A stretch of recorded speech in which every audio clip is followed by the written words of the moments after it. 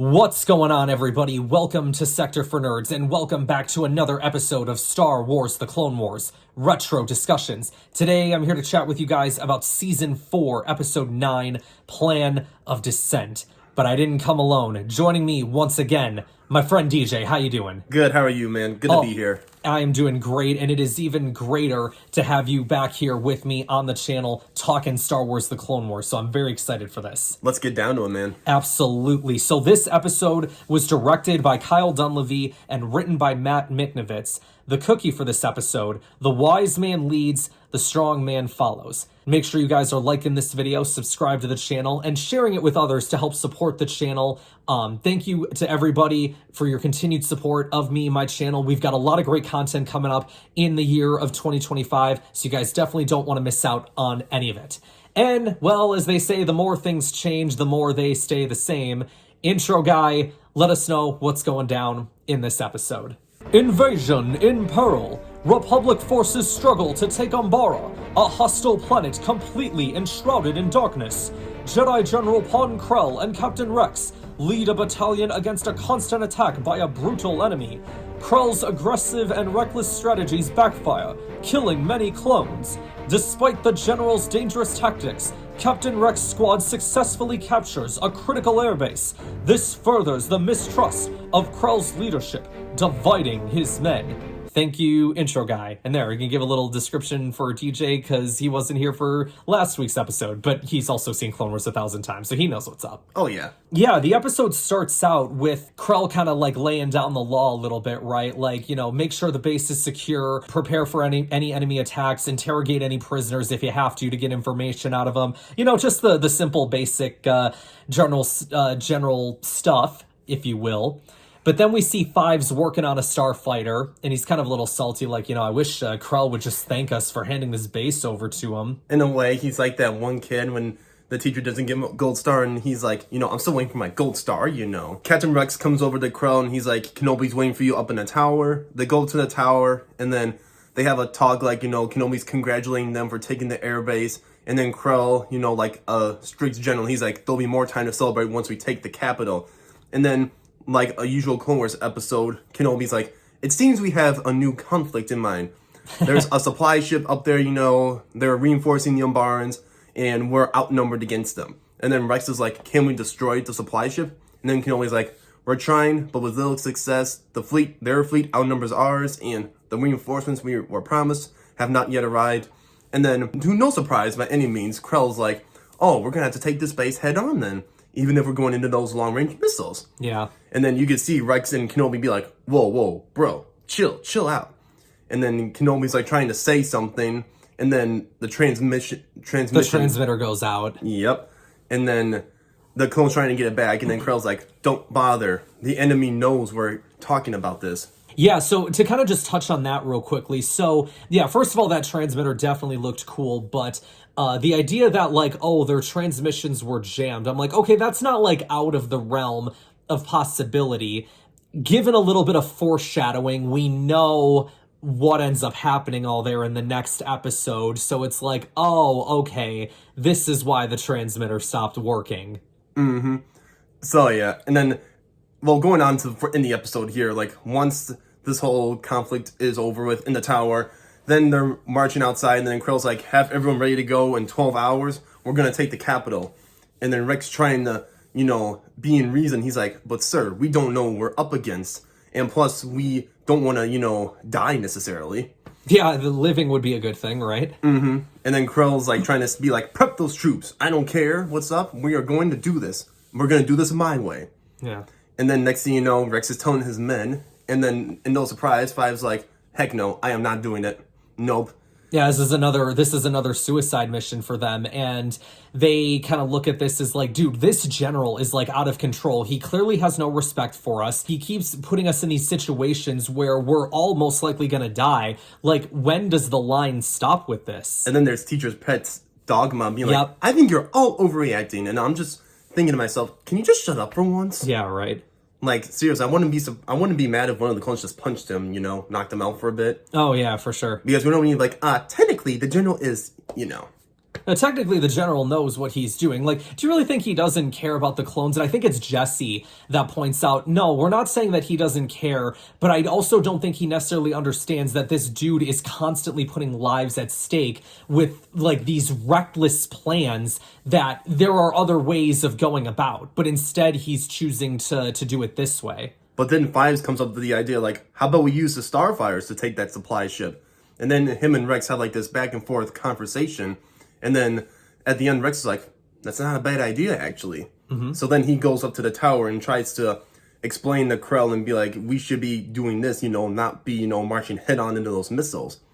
And then are we surprised when Krell's like, and then who do you think would fly these starfighters?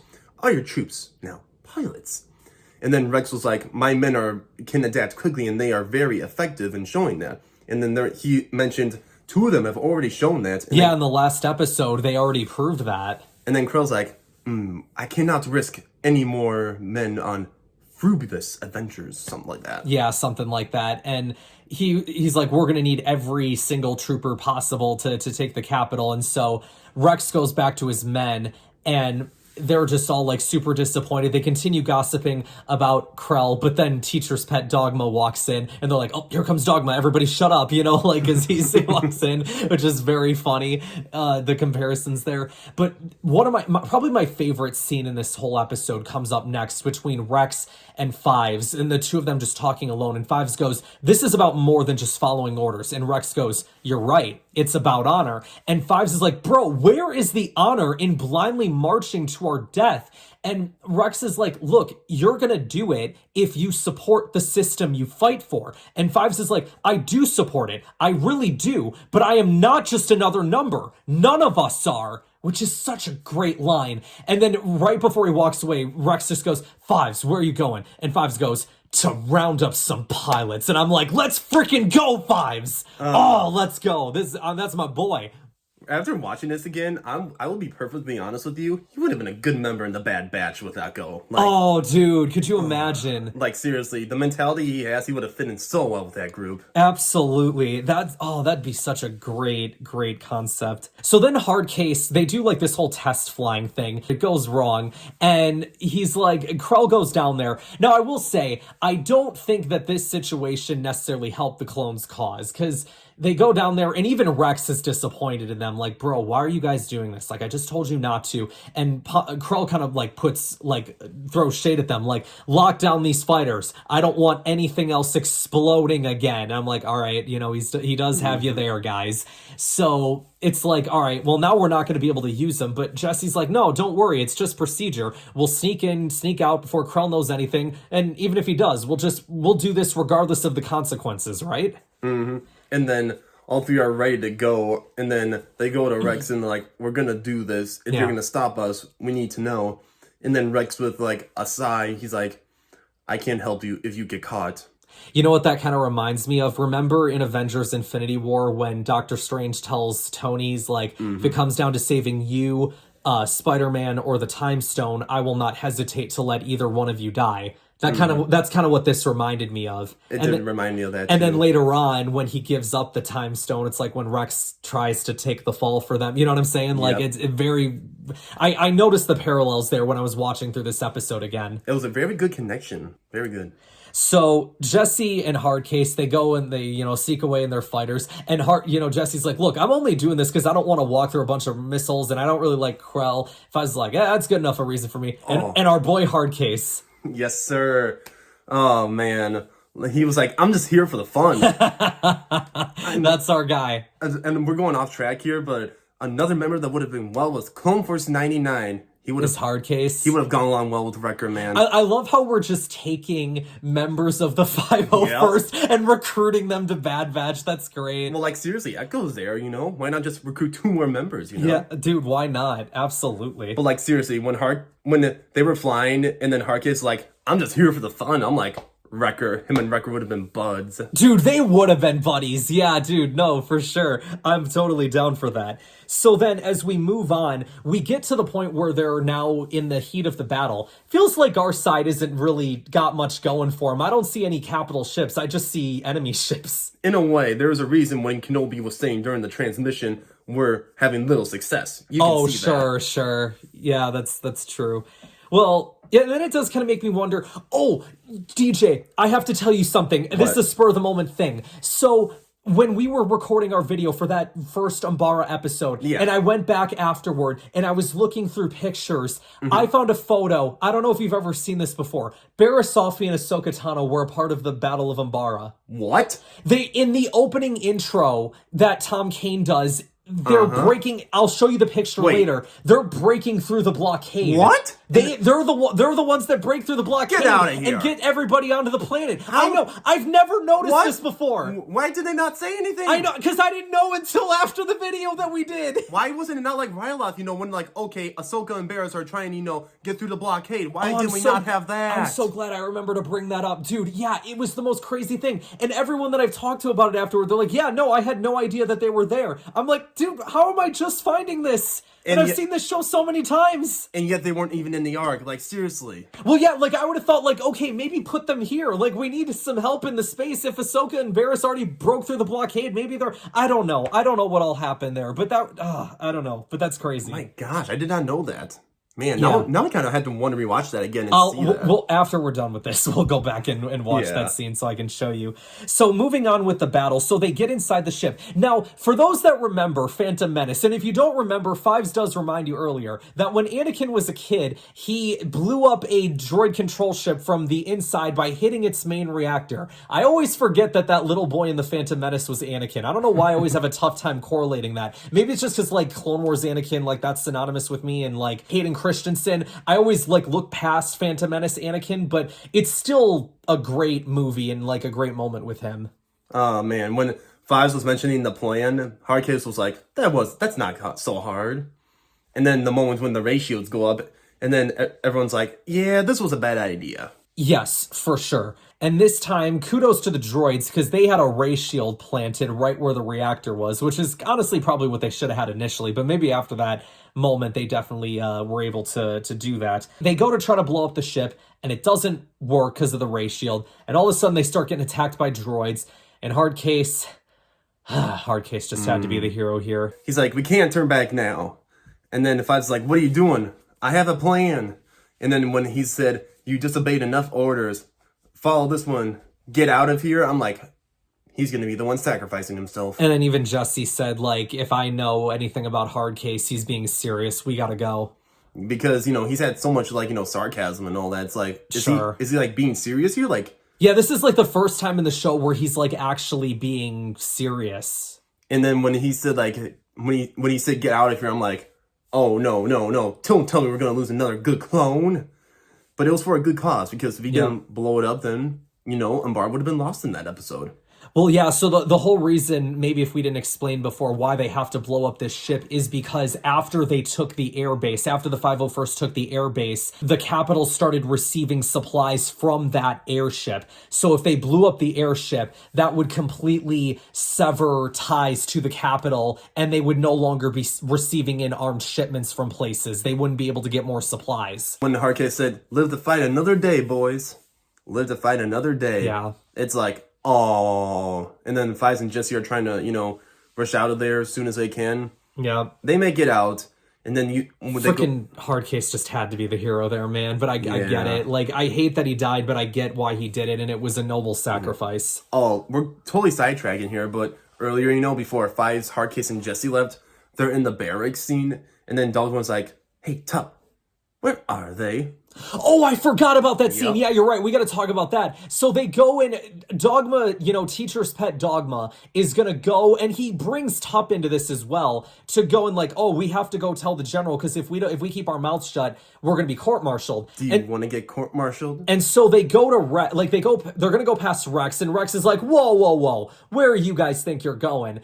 And he's like, hey, I asked you boys a question. And you're like, we're on our way to talk about a personal matter with the general. And Rex is like, okay, why don't you report it to me, and then I'll report it to the general. And then they kind of turn around like, yeah, actually, it's not that important. And Rex is like, yeah, that's what I thought. Rex knew what they were doing. Such a boss scene, and Rex has a lot writing on it already, because he's like, I don't want Krell to, be like, what were you doing, Captain? Yeah.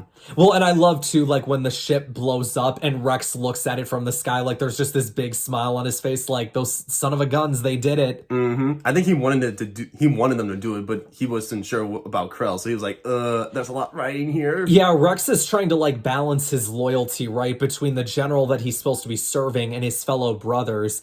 And it's really just like this tough time for him. So then they go back and they're obviously super heartbroken about Hardcase's death.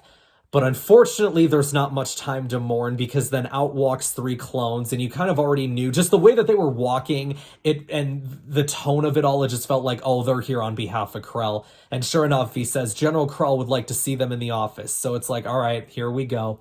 And Krell's like, you guys did a brave thing out there, a very noble thing. However, you also went against my orders. And Rex tries to stand up for them like, look, the attack was under my command. I'm the one who ordered it. If there's any punishment to be giving out, it should be given to me. And Fives tries to protest and be like, no, he's trying to take the blame for something that isn't his fault. I want all the blame to be placed on me. And Krell's like, oh, really? So you're the one who went through disobeying my orders, and now you're going to be the one to dictate who shares the blame. And he's like, let me tell you what the consequences of disobeying me are going to be. They're going to be court-martialed, and they will be executed. Okay, and when you hear that, it's like, what kind of general is he? Yeah. Like, wouldn't any other general be like, you may have disobeyed me, but you sure did a good job, man. Thank you for, your service and all right. That. Krell could have been like, all right, look, just so you know, I am going to have to punish you guys because I have to make an example out of those who choose to disobey their general. But I also want you to know that you guys did a very brave thing and you guys did a great job. But clearly, again, with a little bit of foreshadowing, that is not what Krell's intentions were. So he looked at Fives and Jessie as a liability to his plan, and so he wanted them gone. Hence why he chose the punishment that he did for them. And then he's like, make no mistake, you'll learn what happens when you disobey me. Yeah, I think the line he said is, when crossing me, you will pay the price, which is actually a crazy line.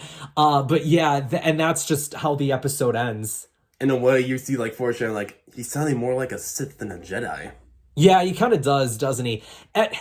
I didn't think that Krell was like necessarily a bad guy throughout this arc, and I don't think you did either. He reminded me more of Brick from season 3 with the clones, the strict guy, and tough loving kind of guy, from Clones on Camino. Yes, the bounty hunter, right. He reminded me of that bounty hunter more, if anything. Sure. Yeah, and I think you had even brought it up the last time that we did a video together. Like, maybe Krell had, like, a bad upbringing or a bad, past history that's caused him to be this dark and this, this strict of a general or something like that.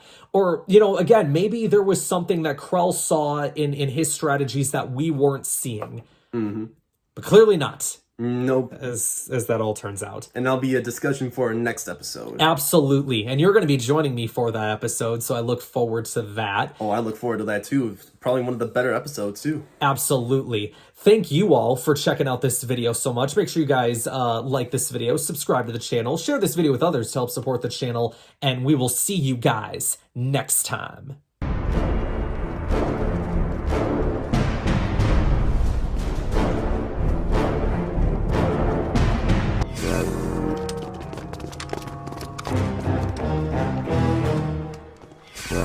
General Krell, you're being relieved of duty.